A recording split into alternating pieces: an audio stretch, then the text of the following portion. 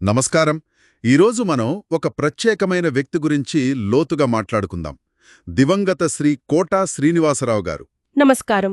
మన దగ్గర ఉన్న సమాచారం చూస్తే ఒక బ్యాంక్ ఉద్యోగిగా మొదలై తెలుగు సినిమా చరిత్రలో ఒక లెజెండ్గా ఎలా మారారో, ఆయన బహుముఖ ప్రజ్ఞ వెనుక ఏముందో అదంతా చూద్దాం. ఆయన ఇటీవలే అంటే జులై 13, 2025న 83 ఏళ్ల వయసులో మనల్ని విడిచి వెళ్లారు కదా.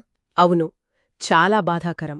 మన దగ్గర ఉన్న వివరాలు చూస్తే ఆయన జీవితం నిజంగా ఎన్నో మలుపులతో నిండి ఉంది.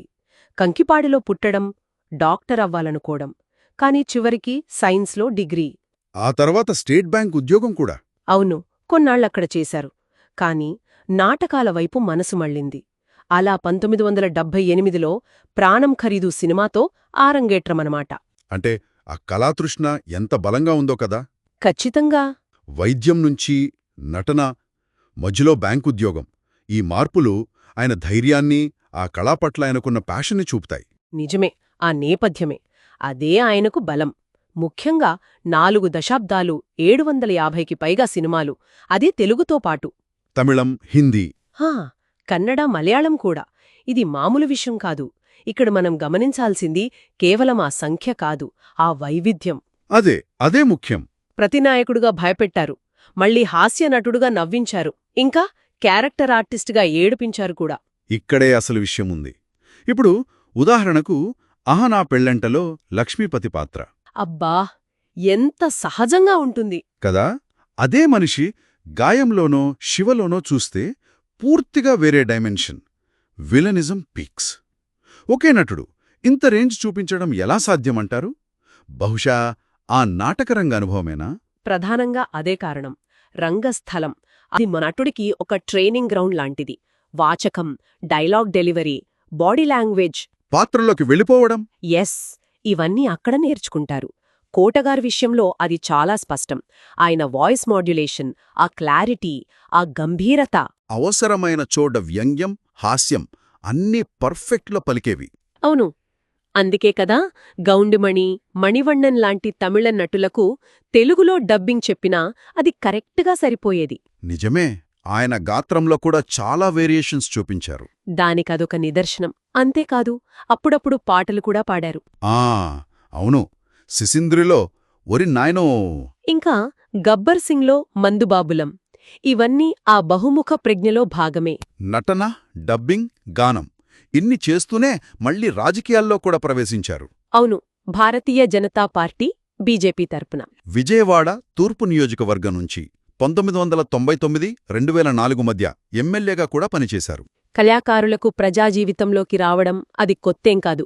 కానీ అంత బిజీగా ఉంటూ, ఒక సక్సెస్ఫుల్ యాక్టర్గా ఉంటూ ఇలా క్రియాశీల రాజకీయాల్లో పాల్గొనడం, ప్రజాప్రతినిధిగా బాధ్యతలు చేయడం, అది ఆయన నిబద్ధతను చూపిస్తుంది. నిజంగా సవాలే అది.